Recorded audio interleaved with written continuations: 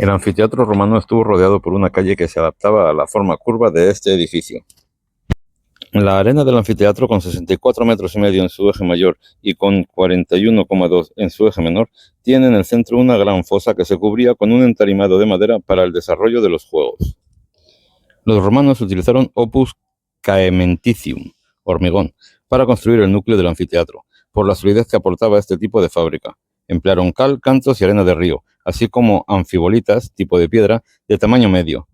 Si mira hacia arriba, verá los grandes bloques de hormigón desplazados de su posición original, que sirvieron como asiento de las gradas múltiples zonas del anfiteatro. La grada este del anfiteatro recubre el muro del corredor que divide las gradas inferior y medio. La pendiente se conservan un máximo de 17 hiladas originales, todas ellas con ladrillo de primer uso. A tramos regulares se construyeron pilastras del mismo material.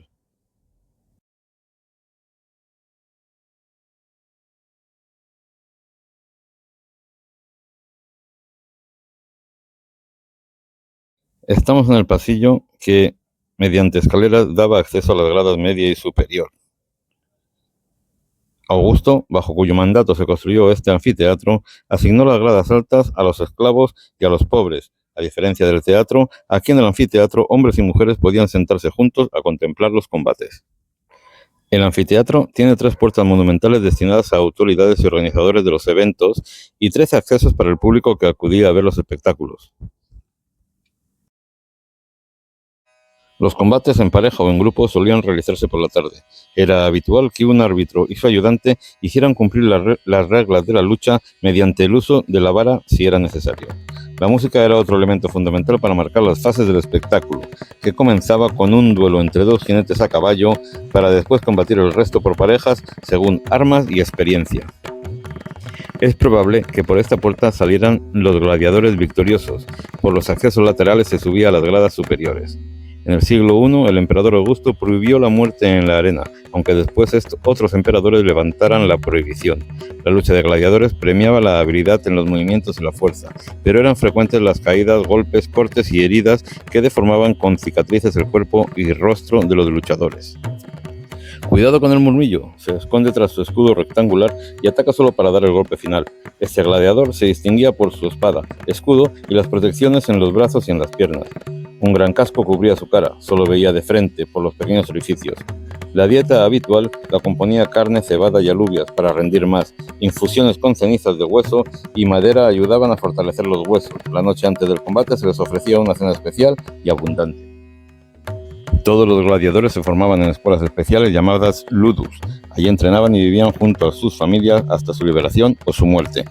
Los textos romanos cuentan que la vida media de un gladiador era de 27 años. En el siglo II se incorporaron al espectáculo gladiatorio mujeres y enanos.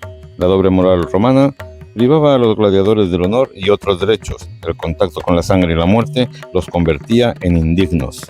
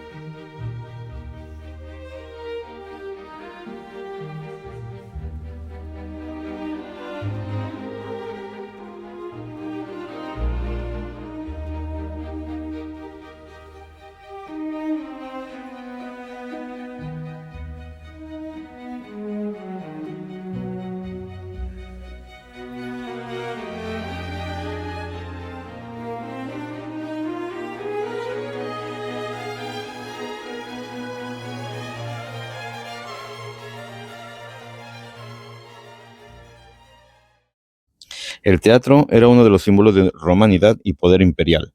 Además de acoger las representaciones teatrales, aquí tenían lugar con frecuencia reuniones de ciudadanos, asambleas electorales y homenajes póstumos a personajes importantes.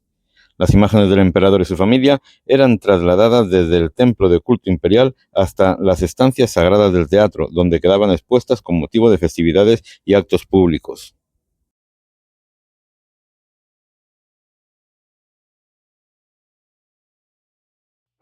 En el cuerpo inferior de columnas del frente escénico se colocaban esculturas del emperador y su familia, que variaban en tamaño y posición según su lugar dentro de la jerarquía.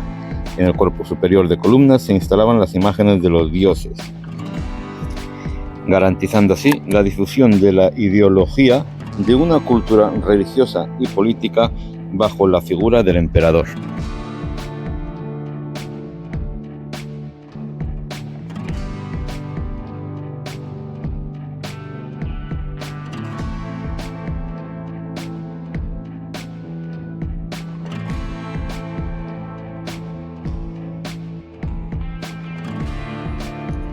Esta zona reservada se delimitaba con un murete donde aparecía grabada la identidad de aquellos que se sentaban en este lugar privilegiado. Existía una tribuna igual sobre la otra puerta principal. Aquí la persona que pagaba las representaciones se sentaba acompañada por otros personajes influyentes.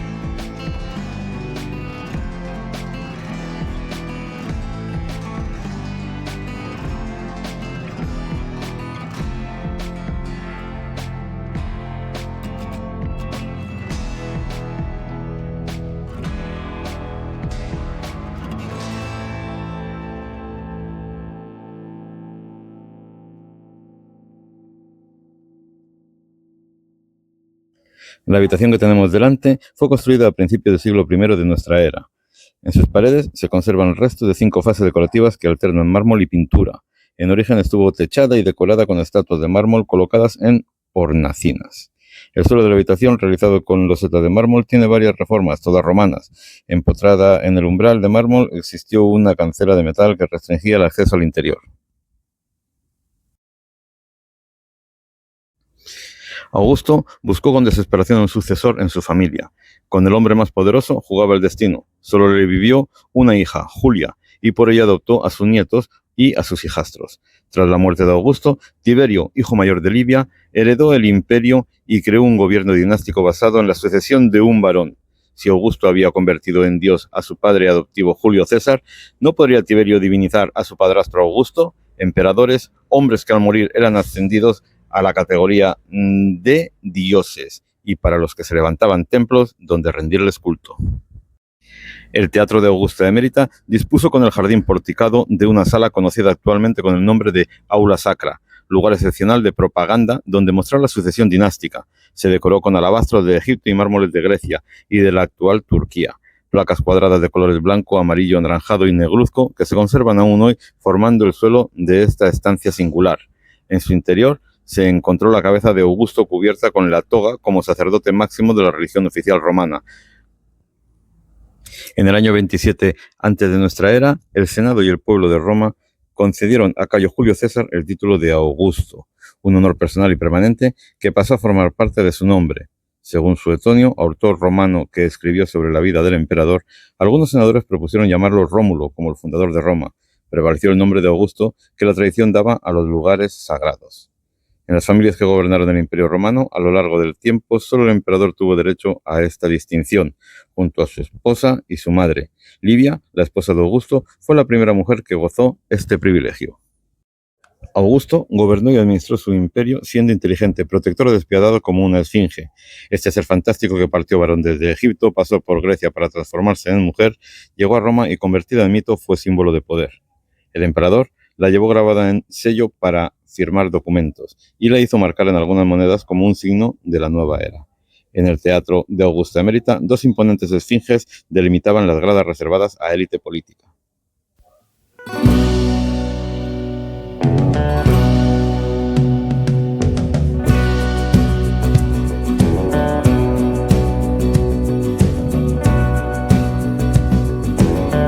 esta zona de extramuros se conservan dos viviendas romanas, la Casa de la Torre del Agua y la Casa del Anfiteatro, cuyas salas y pasillos se decoraron con magníficos mosaicos. Sobre esta última casa, dentro del recinto, encontraremos un edificio funerario familiar. Durante su excavación se descubrió una excelente pieza de mármol decorado, el dintel de los ríos, que podrá ver en el Museo Nacional de Arte Romano. Las grandes cantidades de tierras que se movieron durante la excavación del teatro y el anfiteatro en las primeras décadas del siglo XX fueron arrojadas sobre este solar. En el año 1947, el hallazgo de un mosaico geométrico a más de 3 metros de profundidad motivó su excavación. Los trabajos arqueológicos se reanudaron en el año 1957. Desde entonces se alternan las campañas de excavación y restauración de pinturas, mosaicos y otros restos arqueológicos, todos de gran interés. El Consorcio de la Ciudad Monumental de Mérida, institución tutelar del yacimiento meritense, continúa las labores de excavación, documentación, investigación, conservación y difusión de este recinto monumental como parte integrante del conjunto arqueológico de Mérida, Patrimonio de la Humanidad desde 1993.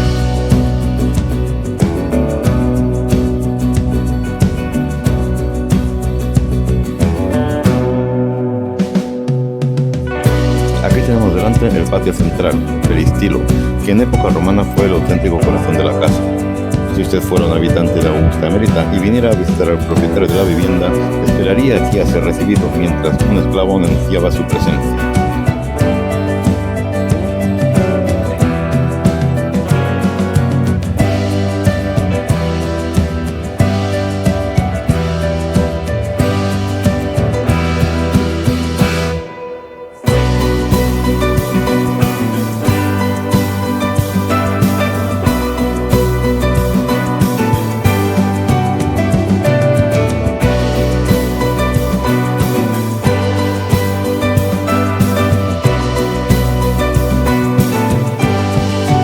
La calidad de los mosaicos y pinturas de esta vivienda la convierte en uno de los mejores ejemplos de arquitectura doméstica conservados en Augusta Emerita.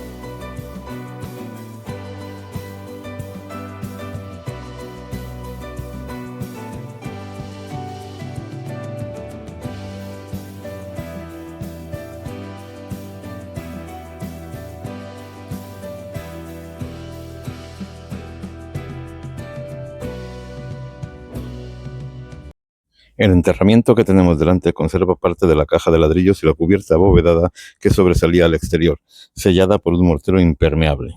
Sobre esta tumba la familia depositaría las ofrendas dedicadas al difunto en su cumpleaños y fiestas señaladas. Durante las excavaciones arqueológicas se recuperó en su interior el retrato en mármol de un niño enterrado en el siglo III, que puede ver en el Museo Nacional de Arte Romano de Mérida. Las leyes civiles y religiosas prohibían enterrar a los romanos dentro del recinto sagrado de la ciudad, marcado por la muralla. Las tumbas se situaban entre viviendas, vertederos, siempre en torno a las vías, fuera de la muralla de la ciudad. Las excavaciones arqueológicas nos han permitido conocer que los sepulcros más antiguos de este sector de Augusta Emerita se levantaron a finales del siglo I de nuestra era. En el siglo III se continuaba enterrando en este área de la ciudad. Esta zona de Augusta Emerita, al suroeste de la ciudad, formó parte de una extensa área funeraria romana. Las grandes casas construidas fuera de la muralla se erigían junto a mausoleos como el que tenemos frente a nosotros. Se construyó a finales del siglo II, cuando la casa del anfiteatro todavía estaba en uso. Este imponente edificio, con 433 metros de longitud y 114 metros de anchura, es uno de los mejor conservados y más antiguos de la península ibérica, donde la mayoría de los circos se edifican en el siglo II. En el siglo XVII, el circo romano era un campo sembrado de cebada y hasta el año 1919, fecha en la que comenzaron las primeras excavaciones, estaba parcelado en fincas rústicas. Observe las cárceles o cocheras situadas en el extremo derecho del edificio. Cada una de ellas simbolizaba los 12 meses del año. El áuriga que conducía el carro personificaba al dios Apolo. Las 7 vueltas de cada carrera se identificaban con los días de la semana, y lo habitual era que se realizaran 24 carreras, equivalentes a un día. Existían 4 facciones o equipos identificados con un color, que representaban las 4 estaciones del año.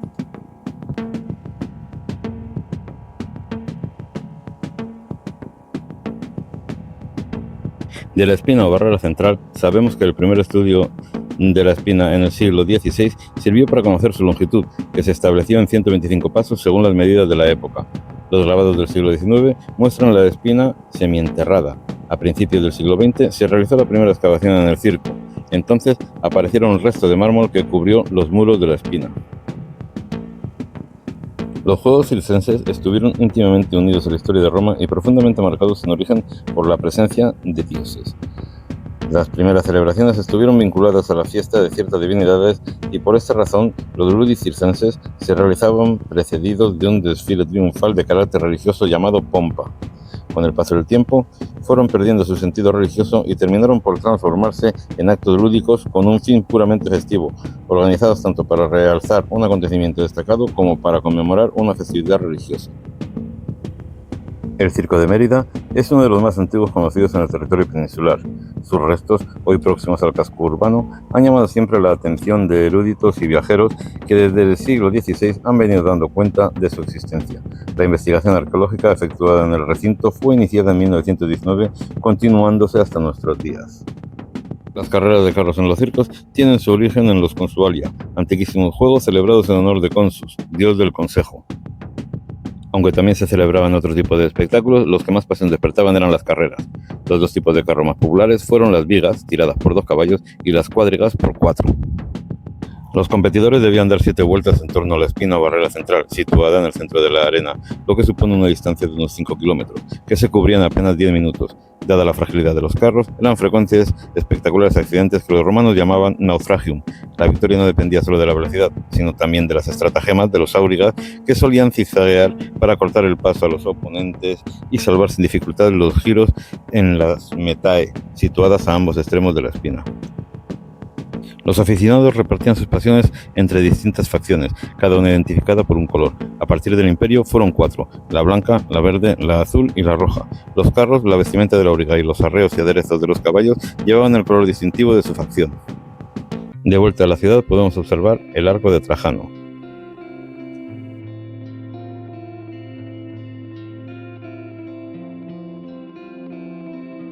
En la sociedad romana, el aparato religioso estatal fue representado por magistrados religiosos que tenían como cabeza al Pontifex Maximus. Junto con los flamines, los pontífices y las vestales formaban la estructura religiosa. Los dioses y los fenómenos relacionados con la esfera sobrenatural estuvieron tan presentes en la sociedad romana que se convirtieron en parte integrante de su vida cotidiana. La devoción hacia los dioses era un asunto de suma importancia por el favor que se recibía de ellos, de ahí el sentido del do ut des, reciprocidad, una relación marcada por el interés. El mantenimiento de la Pax Deorum, la buena relación con los dioses, fue algo que los romanos buscaron constantemente mediante diversas fórmulas para que el futuro del individuo o de Roma se mantuviese a salvo. La religión romana se basaba en prácticas como sacrificios y rituales tendentes a establecer un vínculo entre dioses y hombres para conseguir el favor de aquellos. No era una religión revelada que tuviera dogmas definidos, ni libros sagrados, ni una institución a la cual afiliarse. Los ritu les eran el centro de la práctica, no la creencia. Lo importante era la participación de todos, lo que ayudaba a fortalecer el carácter comunitario y cohesivo de la religión en la sociedad. La autoridad romana era plenamente consciente de que la religión era un elemento primordial para conseguir el orden y la identidad social. El culto imperial constituyó un eficaz instrumento religioso para su vinculación directa a la política. Fue el único culto capaz de implicar a todas las provincias y a todas las capas sociales. Actuó como factor unificador y justificador social y político durante todo el imperio.